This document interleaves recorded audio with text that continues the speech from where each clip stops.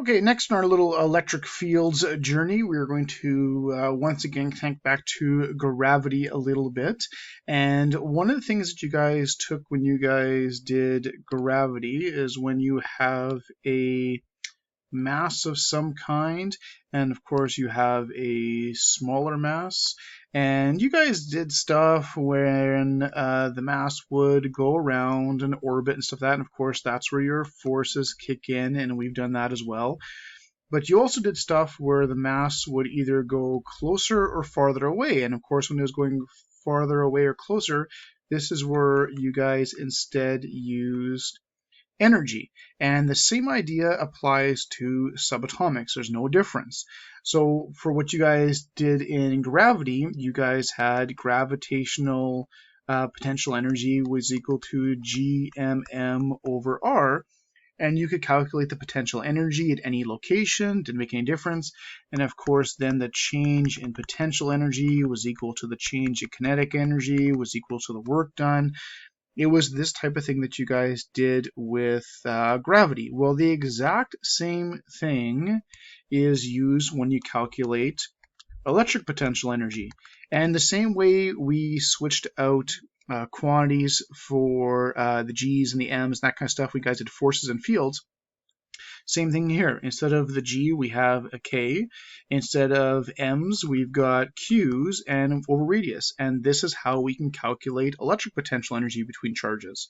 And again, it does all of the exact same thing. And that's why, again, if you can do the gravitational stuff, it makes this so much easier because it's all the same ideas over and over and over again.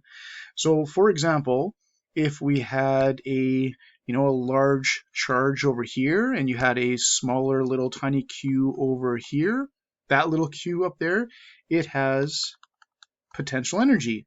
And maybe this is a negative charge, so it would be attracted. Well, as it goes down, it will have a change in potential energy, which will be equal to its change in kinetic energy, which can be used to find how fast it goes, etc., etc., etc. And this is the exact same type of thing that you guys did with the gravity calculations. So once again, it's all the same ideas. Okay, so we've got electric potential energy is equal to kQq over r.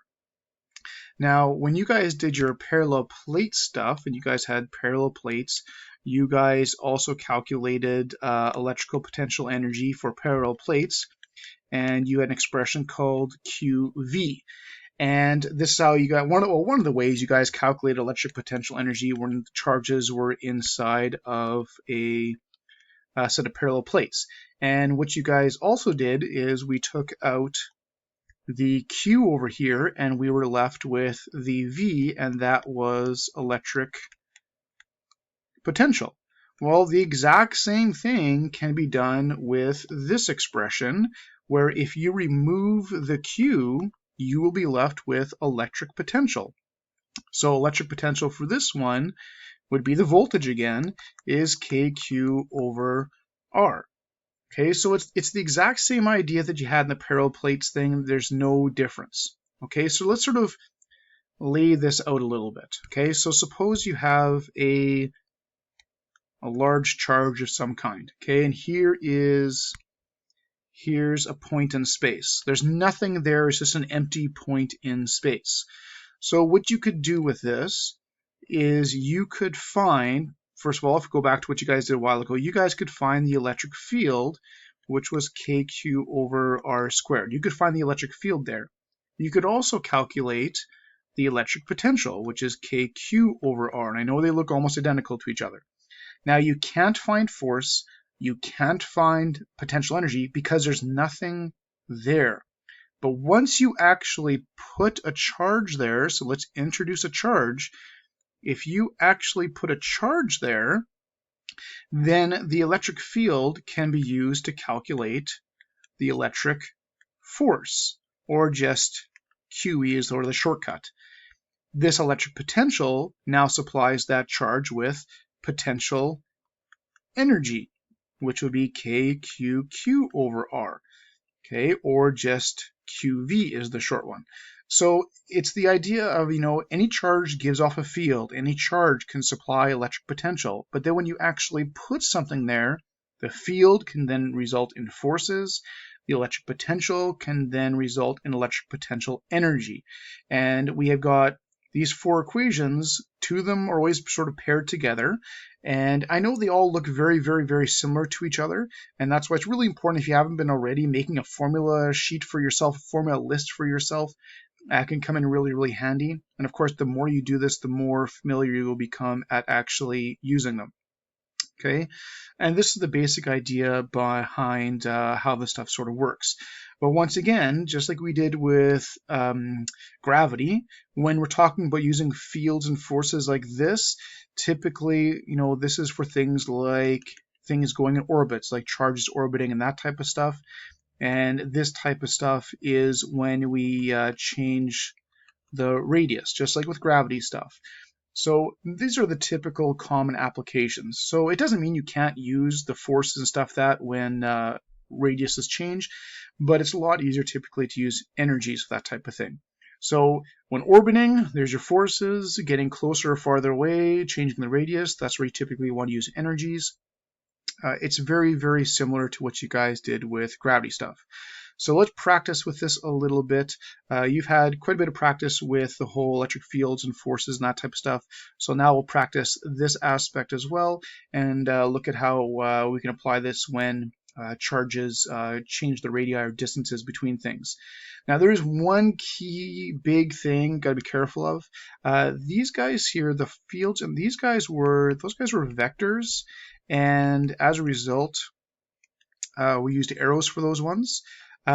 These guys right here, those are scalar quantities, but you have to make sure they can be positive or negative. And it seems kind of weird to put a negative on a scalar, but actually has nothing to do with direction. It has to do with the magnitude of the actual thing. For example, if it's a negative charge, it will give negative potential, and it can give negative potential energy. If it's a positive charge, it'll give positive potential. So this is where you will keep, or I would like to keep my positives and negatives, is with potential and energy, and then I just leave my arrows for when I do my vector quantities. Okay, so let's do a little practice with this type of stuff, with the energies and the potential, and sort of see how this actually works. Okay, so let's take something really simple. Here we'll take here's a positive charge, and let's say this positive charge is 0.165 nanocoulombs, and let's say we've got an electron over here, and there's our electron right there. Actually, let's get rid of the electron for now. We'll get rid of the electron for now. Let's just do a little point in space. There's a little point in space, and let's say this is 5 millimeters away. Okay, so I can't find the potential energy there because there's nothing there. So I'm going to just start with finding what is the electric potential there. Okay, well, electric potential, that's just the K, Q over R, and that's it. Well, I've got the K, I've got the Q, I've got the radius, so I'm just going to punch this out and get my electric potential. And should get around 297 volts. So there's my electric potential at that location. Okay, now let's actually put a charge there. Okay, so let's put a proton in there. All right, now if I have a proton in there, this proton can then use that electric potential and have potential energy. So what would the potential energy of the proton be? Well, there's two ways you could do it. You could actually do, KQQ over R, and you could calculate it that way. Or since I have the voltage ready, I can just do QV. So if I multiply the proton charge by that 297, I will have the potential energy of that proton, which gives me about 4.75 times 10 to the negative 17 joules. So that's the potential energy of that proton. Okay. Now, what if instead we switch that proton out and we switch that to an electron? So what would the potential energy of the electron be? Well, it'd be the exact same calculation. There's no difference. The charges are the same. All of that is the same.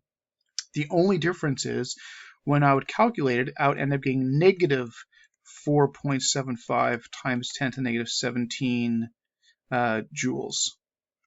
I'll clean up that one a little bit. There you go. And that would be the only difference. And yes, that negative is actually really important. Okay, so this is where you want to keep your positives and negatives and that type of stuff. Okay, but that would be the sort of the difference between the two. All right, so let's take the proton. Let's use the proton a little bit, and we'll sort of sideline the electron idea there a little bit. Let's take that proton. We're going to put that proton here. So now this is going to be a proton, and obviously this positive charge would push that proton away. It's going to repel that proton. And let's say it's gone 3 millimeters. Let's find out how fast it's going after the 3 millimeters. Okay, now this is just like what you guys have done previously. Okay, it has potential energy at this location. It's got potential energy at its new location.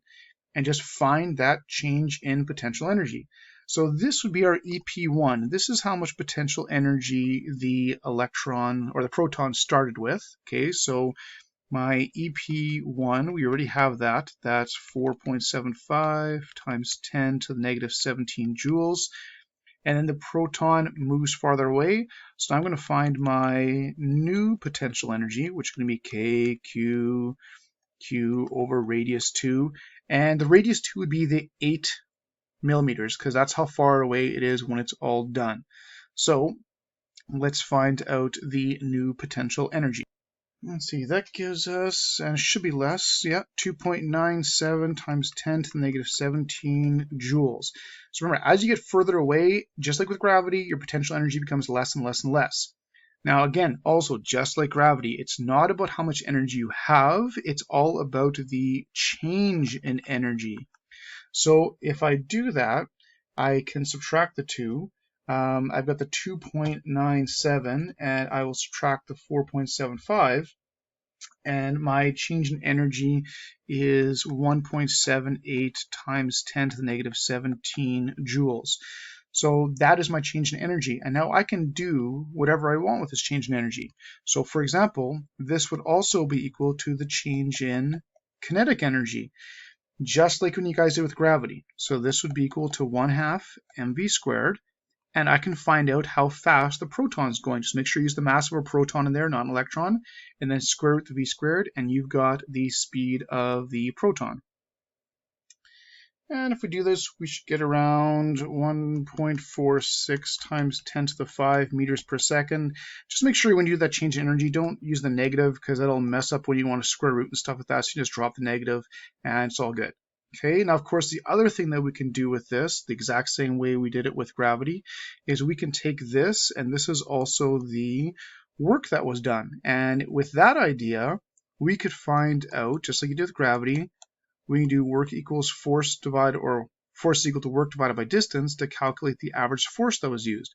Of course, the work that was done is that same change in energy, and the distance would be the 3 millimeters, because that's how far it actually went. So we can take that 1.78 to the power of negative 17, that's how much energy, the change in energy, the work was done, and divided by the distance it actually traveled, which is the 0.003 meters, and we get a force of about 5.9 times 10 to the negative 15 newtons was used to move it. So exactly the same thing you guys did with gravity. Okay, so once again, you could, for force questions like this, I mean, you could try and do the kqq over r squared, the kq in atom. It does not work. It's all about using energies and the change in energy. That's what you want to use when the radius is changing like this.